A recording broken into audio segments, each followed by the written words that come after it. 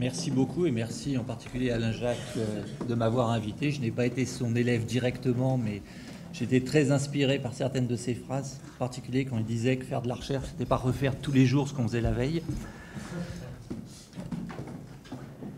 Et donc, je vais vous parler d'une science beaucoup plus appliquée, la médecine, et donc de recherche participative en médecine.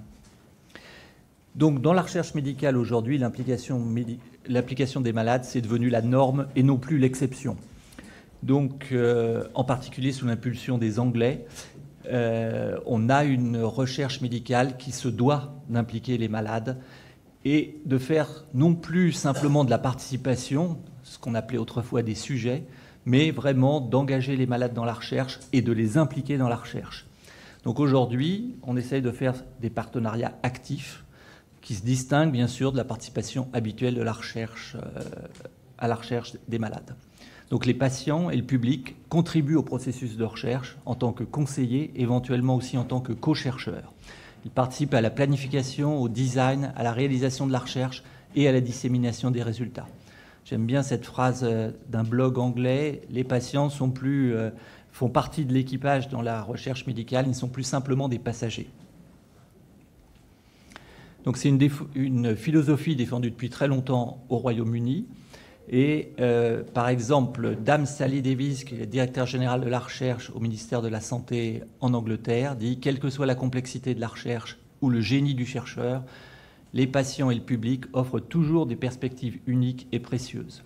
Leurs conseils dans la conception, la mise en œuvre et l'évaluation de la recherche rendent invariablement les études plus efficaces, plus crédibles et souvent aussi plus efficientes. » Et les Anglais vont très loin puisque maintenant, pour obtenir un financement du National Institute of Health Research, des malades doivent être impliqués dans la conception de la recherche, dans l'élaboration de la demande de financement, donc à la phase du protocole, dans la réalisation et la gestion de la recherche, dans l'analyse des données et dans la diffusion des résultats de la recherche. Et il y a des règles extrêmement pratiques et des documents fournis à l'ensemble des chercheurs pour savoir comment impliquer les malades dans la recherche. Donc la recherche participative en médecine, on a des acteurs multiples, les malades, mais aussi les professionnels de santé ou des chercheurs non habituellement impliqués dans le processus de recherche. On a des niveaux de contribution qui peuvent être extrêmement variés également, de la simple application dans le recueil des données à une tentative de mobilisation de l'intelligence collective, générer de nouvelles idées de recherche, évaluer ces idées, résoudre collectivement des problèmes et créer des produits intellectuels. Et puis, on a des modalités de contribution qui sont extrêmement variables. Ça peut être des contributions individuelles multiples avec le problème de comment synthétiser ces contributions intellectuelles multiples, ou bien des contributions collectives. Et je vais essayer d'illustrer par quelques exemples. Alors, on utilise beaucoup les contributions individuelles multiples pour résoudre des problèmes simples et répétitifs. C'est ce qu'on appelle la résolution de micro-tâches qui sont répétitives et distribuées à de nombreux individus. Ces individus peuvent être soit des volontaires. Deux exemples pour ça, par exemple Cochrane Crowd. Il y a toutes les semaines des dizaines de milliers d'articles qui sont publiés. Et le problème de la Cochrane, c'est d'identifier parmi ces articles quels sont les essais randomisés. Et donc, on entraîne des volontaires qui doivent simplement identifier le caractère randomisé ou non des essais cliniques qui sont publiés. C'est vraiment une tâche extrêmement simple. Ou bien Bashing the Bug, c'est un travail sur l'identification des antibiotiques efficaces dans la tuberculose selon le profil génétique de la bactérie. Je vais vous montrer un peu plus. Il existe aussi des expérimentations avec des gens qui ne sont plus volontaires mais payés, avec des sommes extrêmement faibles. Et puis enfin, il y a de plus en plus de jeux, de la gamification, ce qu'on appelle Games for Good. Par exemple, Malaria Spot, c'est un jeu en ligne pour améliorer les tests diagnostiques dans le paludisme, et je vais vous montrer un peu plus d'informations sur ce jeu. Et on utilise soit des plateformes spécifiquement développées, soit des plateformes généralistes, par exemple Amazon Mechanical Turk. Donc impliquer les citoyens, on peut les impliquer dans le recueil des données. Par exemple, un projet scientifique citoyen belge dont un de mes collègues a déjà parlé, Curious Noizen. Ce qui est intéressant dans ce projet, c'est que je pense que l'idée du projet est d'origine citoyenne, le financement a été citoyen et la réalisation est aussi faite par les citoyens. Donc l'objectif, c'est de cartographier et de quantifier la variation spatiale de la pollution atmosphérique dans la ville d'Anvers en Belgique. Ils ont donné des échantillonneurs passifs mesurant le dioxyde d'azote à 2000 volontaires qui devaient les fixer à une vitre de leur habitation donnant sur la rue. Donc chacun de ces volontaires avait quelque chose à fixer sur sa vitre et ils ont mesuré pendant 4 semaines et ils ont eu comme ça une carte de la ville d'Anvers avec la pollution au dioxyde d'azote sur 2000 points différents. On utilise aussi, entre guillemets, les citoyens pour identifier de nouvelles idées. Le challenge DREAMS, c'est l'idée de générer des solutions innovantes pour réduire le risque d'infection par le VIH chez les adolescentes et les jeunes femmes en Afrique subsaharienne. Donc là, c'est un challenge qui s'est déroulé dans 10 pays différents, avec l'idée de comment insuffler de nouvelles manières de penser et des approches créatives pour répondre aux besoins urgents et complexes de ces femmes dans le domaine du VIH, besoins qui n'étaient absolument pas réglés par la recherche classique. Et donc, ils ont identifié des centaines d'idées d'interventions possibles pour réduire les contaminations par le VIH. On utilise de plus en plus les citoyens également dans l'analyse d'images, dans le domaine de la médecine comme ailleurs. Donc là, c'est pour Bash the Bugs. Donc leur objectif, c'est d'identifier quel changement dans le génome de la bactérie Mycobacterium tuberculosis provoque une résistance aux antibiotiques. Donc ils ont séquencé le génome de cette bactérie pour chaque échantillon dont ils disposaient et étudié la sensibilité à une gamme d'antibiotiques. 100 000 échantillons disponibles qui avaient été envoyés par des laboratoires partout dans le monde. 14 antibiotiques testés, 6 doses d'antibiotiques, soit 11 millions de puits à évaluer. Et chaque puits dans la plaque est examiné pour voir s'il y a des bactéries qui s'y développent ou non. Donc là, vous voyez, il n'y a pas de bactéries dans celle-là, et là, il y en a beaucoup. Et donc, leur idée, c'est d'impliquer les citoyens pour analyser ces images. Donc, il y a un petit tutoriel qui vous explique comment lire ces images. Et puis, après, vous allez tester sur un échantillon de ces images et vous allez déterminer sur quelle plaque il y a des germes, sur quelle plaque il n'y a pas de germes. Donc l'idée, c'est vraiment bien que chaque plaque soit examinée par un scientifique. Il se peut que celui-ci fasse parfois des erreurs de classification. Je sais que pour toute activité humaine, il y a des erreurs de classification. Ils ont montré que l'analyse automatique des images était difficile à réaliser parce qu'il y avait des problèmes techniques, des risques d'erreur liés à des ombres, des bulles d'air, etc. Et leur approche, c'est qu'en combinant l'opinion des experts avec le consensus des évaluations des bénévoles, eh bien, ils peuvent avoir une évaluation beaucoup plus précise de chaque plaque. Alors, impliquer les citoyens dans l'analyse d'images, on le fait aussi via des jeux. Ici, c'est un jeu pour identifier les espèces de plasmodium, donc le parasite responsable du paludisme dans les différentes régions du monde, et puis aussi pour aider à développer des systèmes de dépistage extensibles, rapides, ubiquitaires et précis. Donc il y a un jeu qui s'appelle Malaria Spot Bubbles, et l'idée c'est d'identifier les différentes sortes de plasmodium, donc plasmodium vivax, plasmodium falciparum, etc., parce qu'il y a des conséquences sur le traitement du paludisme. Donc c'est vraiment un jeu, présenté exactement comme un jeu, avec des règles dans ce jeu. Et ils ont montré qu'en un mois, des joueurs de 95 pays avaient joué à plus de 12 000 parties, généré une base de données de plus de 270 000 clics sur les images testées. Et ce qu'ils ont montré, c'est que 13 parties de joueurs entraînés pendant 1 minute permettent de compter et d'identifier les parasites de manière aussi exacte qu'un pathologiste entraîné, avec une exactitude de 99%. Alors on essaye aussi de répondre à des questions plus complexes en mobilisant l'intelligence collective. Donc là, l'idée, c'est vraiment de créer des produits intellectuels en mobilisant des malades, des professionnels de santé ou des chercheurs. Donc on peut soit réaliser des compétitions ou challenges, comme ça se fait dans d'autres domaines. Je vais vous montrer 2 exemples, Sprint et les Challenge Dreams.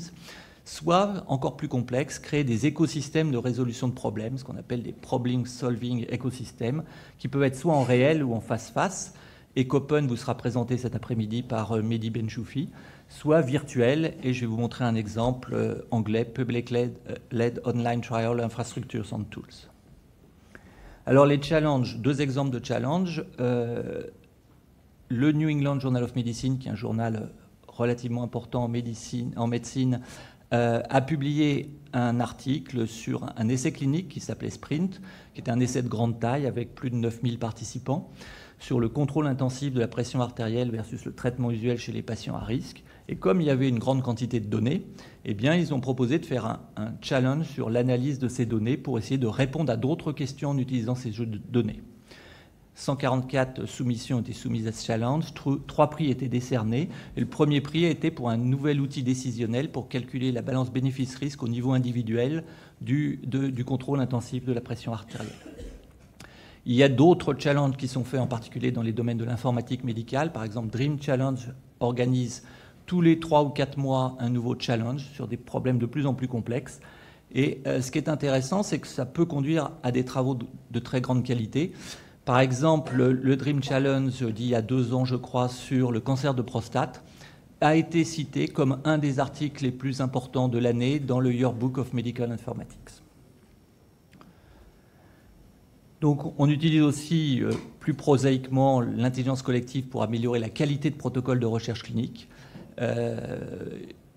Un exemple a été publié il y a quelques années sur l'utilisation d'une plateforme de crowdsourcing pour guider la conception d'un essai clinique, explorant un médicament antidiabétique, la metformine, dans le cancer de prostate. Donc là, ils ont envoyé des mails à des listes de chercheurs du domaine identifiés grâce à des bases de données bibliographiques. Ils ont envoyé aussi des mails à des associations de malades et ils sont passés aussi via des groupes de discussion sur les réseaux sociaux. Et ils ont obtenu les commentaires de 60 médecins-chercheurs et de 42 patients. Et le résultat, c'est que cet apport collectif a donné lieu à 9 changements du protocole original avec 4 modifications majeures, 5 modifications mineures, y compris des modifications de critères d'inclusion et des procédures de l'étude. Et ces modifications étaient liées soit à des remarques des médecins, soit à des remarques des malades. Donc aussi bien les médecins que les malades avaient des impacts sur les modifications apportées au protocole. Alors en Angleterre, ils ont créé à Oxford une plateforme qui s'appelle PlotIt, Public-Led Online Trial Infrastructures and Tools, qui est une infrastructure qui permet à des groupes de citoyens de réaliser des essais randomisés en ligne, donc des expérimentations randomisées, pour répondre à leurs propres questions de recherche. Donc le public est formé, on lui donne l'accès à des outils, en particulier des outils de bibliographie, pour l'aider à générer et à vérifier ses propres hypothèses, et ensuite il peut pratiquer son propre essai randomisé. Alors, je ne suis pas un fan des questions de recherche qui sont issues de ça. En particulier, ils ont sorti une question sur est-ce que boire un peu d'eau, beaucoup d'eau, aidait à réduire les céphalées. Mais le concept, au moins, était intéressant. Alors, en France, on essaye aussi de développer des communautés. Comme l'a dit François Houillet, dans mon centre, il y a une très grosse communauté qui est basée sur Nutrinet. Nutrinet, c'est une communauté qui fait le lien entre alimentation et santé et qui commence à avoir un niveau de productivité extrêmement important. Et puis, plus récemment, on a lancé une autre communauté qu'on appelle Compare, communauté de patients. C'est une communauté de patients qui désire accélérer la recherche sur les maladies chroniques. Donc là, l'idée, c'est que ces malades chroniques vont rentrer dans la communauté. Ils sont recrutés dans cette communauté via les associations de patients. Ils sont informés aussi via les systèmes de prise de rendez-vous en ligne qui les incitent à rentrer dans ce type de communauté et par les médias grand public et les réseaux sociaux. Donc dans cette communauté, on a actuellement plus de 18 000 participants. Et ces participants acceptent de remplir des questionnaires en ligne, ce qu'on appelle des Patient Reported Outcomes, donc des données rapportées par les patients. Et puis on lit ces données, on les enrichit avec d'autres données. Tout d'abord, les données de l'assurance maladie et des actes hospitaliers qui nous permettent d'avoir une exhaustivité quasi complète sur les traitements reçus par ces malades. Et d'autre part, les bases de données, les entrepôts de données hospitaliers, par exemple l'entrepôt de données de l'assistance publique. Et des centaines de chercheurs sont impliqués pour réaliser des recherches, soit en utilisant les données de Compare, qui peuvent être des recherches soit observationnelles, soit interventionnelles, soit ça peut être utilisé aussi, cette communauté, pour accélérer des recherches réalisées en dehors de Compare. On est en train de discuter un partenariat avec l'Institut Pasteur pour adresser des malades à l'Institut Pasteur pour créer des bases de données biologiques. Donc c'est clairement une plateforme de recherche participative. Les patients sont impliqués à toutes les étapes de la recherche. Ils participent à la gouvernance du projet. Ils inspirent les questions de recherche. Ils choisissent les projets qui seront menés dans Compare. Ils choisissent des projets, ils contribuent à l'analyse des données, Ils contribuent au recrutement des participants. Ils sont des ambassadeurs de la communauté. Ils aident au financement de la recherche. Et 45% à peu près des participants veulent faire plus que simplement répondre à des questionnaires. Donc pour l'inspiration des questions de recherche, un exemple, on collecte des idées de recherche venant de ces participants via des questionnaires utilisant des questions ouvertes. Ça donne une grande quantité de données non structurées en texte libre. 1000 participants, ça fait 200 000 mots à peu près. On analyse ça en combinant du crowdsourcing, une extraction des idées par les patients eux-mêmes qui vont identifier dans ces textes les différentes idées, et par du Natural Language Processing pour le classement de ces idées. Et puis ensuite, on présente les résultats sous forme de data visualization. Donc on mixte différents types d'approches pour identifier toutes ces questions de recherche. Et ce qui est très intéressant, c'est que ces questions de recherche, eh bien, elles arrivent toujours avec une perspective différente de celle des chercheurs. Un exemple ici qui peut vous paraître un peu trivial, mais qui est très important pour nous dans le domaine de la santé, on se pose toujours des questions sur les critères de jugement utilisés. Et là, c'est la proposition d'un malade qui dit il faudrait mesurer la capacité à vivre comme monsieur ou madame tout le monde. Pour moi, un médicament fonctionne quand j'ai pu aller faire des courses comme tout le monde, quand j'ai pu regarder un film, suivre une conférence jusqu'au bout sans m'endormir. Et très clairement, tous les critères de jugement qui sont développés aujourd'hui dans le domaine de la santé ne sont absolument pas développés comme ça. Là, on est vraiment dans quelle est la distance entre la vie que j'aurais eue sans maladie et la vie que j'ai avec la maladie. Et bien sûr, ça inspire les gens qui travaillent sur ces questions de recherche. Et ça peut concerner soit des questions vraiment très conceptuelles sur comment, par exemple, mesurer l'effet d'un traitement, soit des questions beaucoup plus pragmatiques. On utilise aussi ces idées des patients pour améliorer ou tenter d'améliorer leur prise en charge. Donc là, c'est par exemple une analyse collaborative impliquant plus de 1000 malades, 1600 malades, avec des collectes d'idées avec une question ouverte. Si vous aviez une baguette magique, que changeriez-vous dans votre prise en charge ? Donc 3600 idées groupées en 150 propositions uniques pour améliorer soit les consultations, soit l'hôpital, soit le système de santé. Là, c'est le schéma pour la partie consultation. Et à nouveau, des propositions extrêmement originales. Celle-ci, par exemple, partir en vacances plus d'un mois peut parfois être compliqué. Toutes les pharmacies refuseront de donner une avance. Vouloir avoir ne serait-ce qu'une petite réserve est perçu de manière très péjorative. Or, c'est le fondement de toute indépendance. Vous avez l'eau courante chez vous, pas un livreur qui vous ramène pile poil 1,5 litre par jour sans prendre en compte le fait qu'il fasse chaud ou froid. Donc vraiment, une vision très différente des malades par rapport aux acteurs habituels dans ce domaine. Et puis pour terminer, je vais vous montrer un exemple qui est pour moi extrêmement frappant de l'accélération de la recherche avec ce type de données. Donc l'exemple de Patient Like Me. Patient Like Me, c'est un espèce de Facebook des malades où il y a plusieurs centaines de milliers de malades aux États-Unis qui rentrent des informations concernant leur maladie. Donc là, vous voyez, c'est Gert, 53 ans, il a une maladie horrible, c'est une sclérose latérale amyotrophique, et il rentre des données sur tous ses symptômes, sa constipation, son excès de salive, etc., tous les médicaments qu'il prend, etc. Et il fait ça à intervalles extrêmement réguliers. Et sort un article dans PNAS disant « Le lithium ralentit la progression de la sclérose latérale amyotrophique ». Donc, comme toujours, la conclusion de ces articles est extrêmement encourageante et ça offre une perspective prometteuse pour le traitement des patients atteints de sclérose latérale amyotrophique. Cette maladie est horrible, il n'y a pas de traitement. Et donc, immédiatement, ils observent sur ce site que les gens commencent à discuter du lithium et commencent à utiliser du lithium. Et puis, intelligemment, les responsables de ce site rajoutent des questionnaires sur la sclérose latérale amyotrophique qui leur permettent d'avoir une évaluation de la fonction de ces malades atteints de sclérose latérale amyotrophique.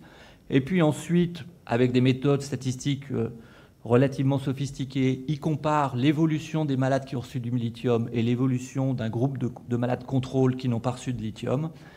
Et ils permettent de répondre à la question est-ce que le lithium sert à quelque chose ? Non, le lithium ne sert à rien. Et ce qui est intéressant, c'est qu'ils répondent à cette question avant que le NIH américain n'ait pu commencer l'étude comparant dans un essai randomisé lithium versus absence de lithium chez ces malades atteints de sclérose latérale amyotrophique.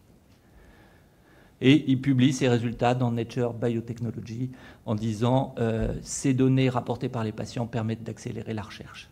Voilà, je vous remercie.